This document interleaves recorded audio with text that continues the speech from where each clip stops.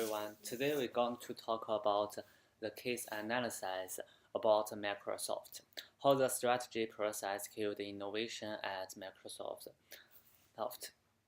And based on the background of these cases, we find the 6 key issues in the Microsoft leadership decision makings. Although currently Microsoft is one of the biggest ICT communication companies in this world, when we record its development history, there are also some bad decision process. Firstly, table computer. Long before Apple launched the iPad in the early 2010s, the inventor of Microsoft already had developed a table computer. Rather than compete against Apple, Baum informed teams that stopped the table computer programs and then allocated the resource into Windows 8. By contrast, the same industry, in the same industry, Apple had sold more than 250 million iPads, which have been instrumental in the strengthening Apple ecosystem. This ecosystem allows Apple to be the world's leader in mobile computing. Secondly, Google is now the leading searching and online advertising company based on their searching engine. But before Google pushed their searching engine in the market, Microsoft already had a similar application. But Microsoft executives shut down the project in 2000 because they didn't see the visible business model in it. Thirdly, in the 2003, Microsoft got a second chance to enter the online advertising business when some middle levels and engineers proposed by the Overture service. Baum and Bill Gates decided not to pursue the idea because they thought Overture was overpriced. After that, Yahoo bought Overture for $1.6 billion. In the summer of 2009, after spending billions of dollars and being about a decade later, it launched its own searching engine, Bing. Fourthly, Office for iPhone. As soon as Apple released the iPhone in the 2007, Microsoft engineers want the company's PC-based Office suite to run on the Apple mobile devices, but Baum shut the programs down because he disliked Apple. But in these days, we can see the iPhones occupies a large market in this world. Fifthly, cloud-based Office software. Long before cloud-based computing took off, Microsoft in 2000 developed a fully functional suite of software applications for the web called NetDocs, which was discontinued in 2001 because Baum feared it would impact the sales of classic Office suite. However, this opened the door for other cloud services companies like Google, Oracle, and Amazon. Sixthly, is car software. In the early 2000s, dozens of Microsoft engineers developed on their own terms for the car software that allowed drivers to use online map, have email translate to voice and read to them, as well as play digital music. Baum shut down the project down, argued that Microsoft was one of the most cash-rich companies on the planet, could not afford another big bet at the moment. Today, Tesla is as much a software and sustainable energy companies as and as it is a car company with a market cap of more than 60 billion.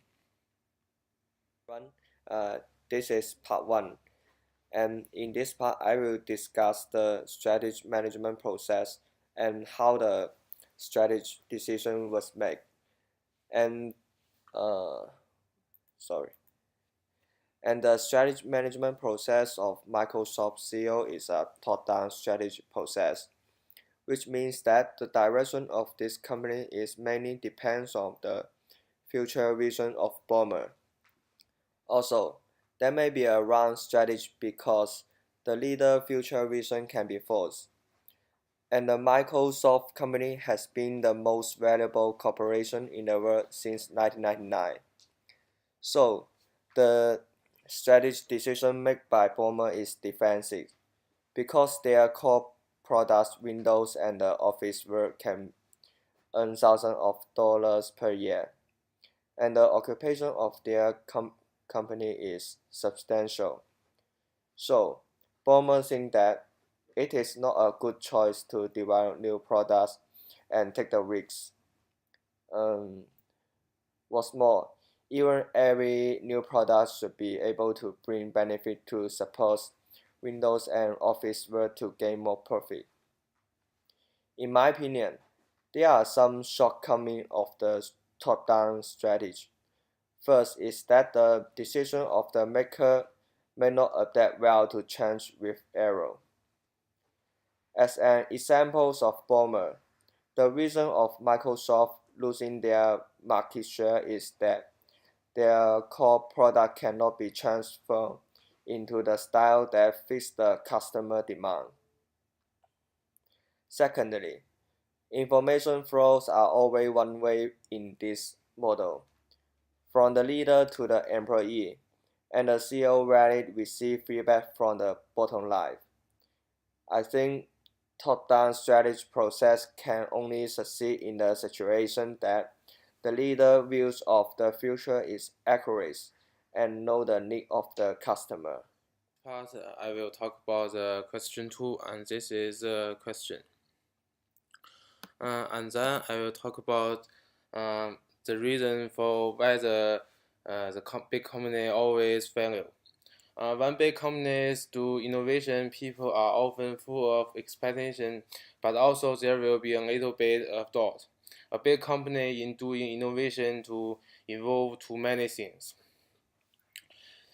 So I think that because of the influence of the corporate transformation, when a big company wants to occupy new areas, make disruptive innovations often feel miserable.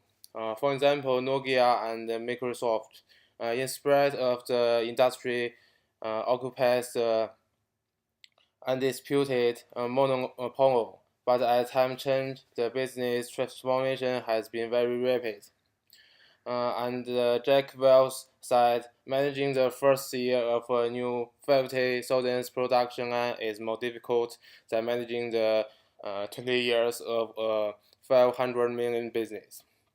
And then you can see there are have 5 reasons for the big company failure. The first one is slow action, missed the smartphone opportunity. And the second one is eldest brother mentality, refuse to ally with operating system rookie. And the third one is strategy swimming, constantly starting from zero.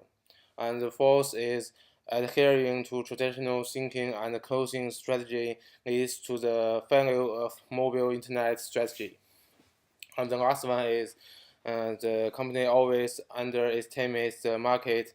A huge amount of research and development cannot be transformed into productivity. Therefore, we can see the probability of failure of new product setup within the system of general and large companies is very high. And then we can see this is question 3, and this is the question for the question 3. And now we can see in order to survive, the CEO must learn to balance the relationship between the short-term goals and the long-term goals. They clearly understand that you can't have it both ways.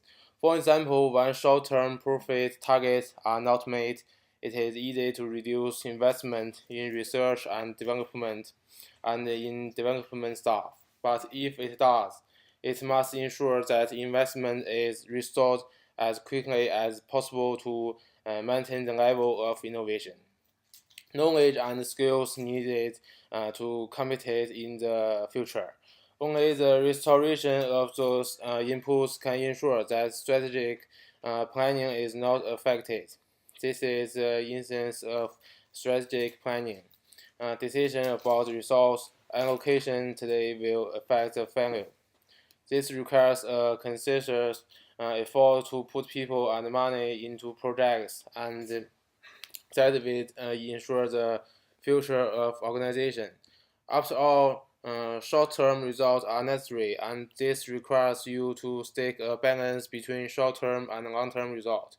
Managers often don't have a lot of money to spend on current and future products or services. They must calculate how much new investment in existing products, service, and talent development, which will satisfy the organization's investment in the future growth. If the sacrifice is acceptable, the decision is right. Otherwise, current and future resource allocation must be reconsidered until an appropriate balance is reached.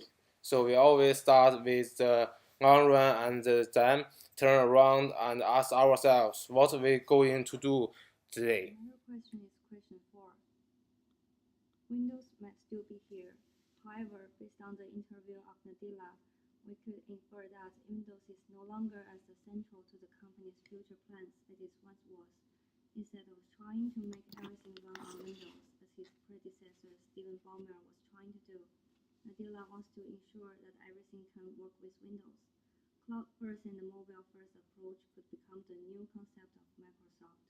To be more specific, the company broke the shackles of the Windows platform and became more universal availability. It even found a new way to offer apps for iOS and Android. Microsoft would change its strategy process and began to encourage innovation and achieve commercialized. About question 5.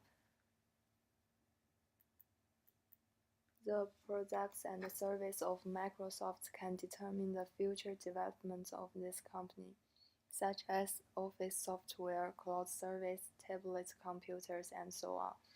There are 3 main advices we want to mention, which related to Nadila's current efforts. Firstly, Nadila needs to be aware of online service instead of just focus on cloud computing, since we have to meet the needs of our customers. In addition, one of the biggest mistakes of Microsoft is cannot adapt to the development of times. Thus, Microsoft's strategy needs to follow the development tendency. Finally, Nadila must keep in mind that strategy acquisition is beneficial to its business due to Microsoft have missed twice chance before. In order to based on the industry, Microsoft needs to buy innovative technology companies.